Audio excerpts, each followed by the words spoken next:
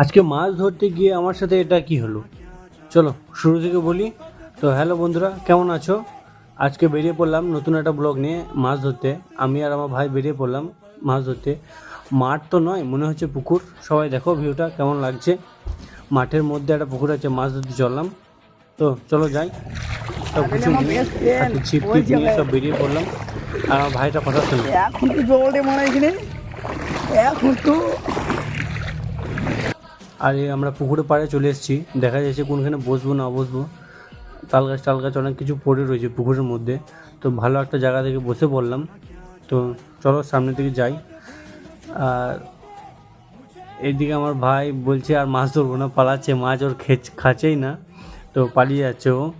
চলো ওকে বাড়িয়ে পাঠিয়ে আমি নিজে মাছ ধরছি। ওর যাওয়ার ভিডিওটা দেখো শুধু, কী করে যাচ্ছে ও এত কাদাতে।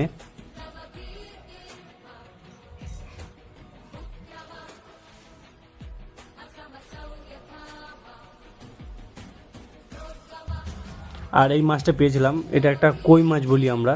তোমরা কমেন্টে জানাবে অবশ্যই কী মাছ বলো। আমাদের এদিকে কই মাছ বলে। তোমরা কমেন্টে জানাবে অবশ্যই এটা কী মাছ বটে।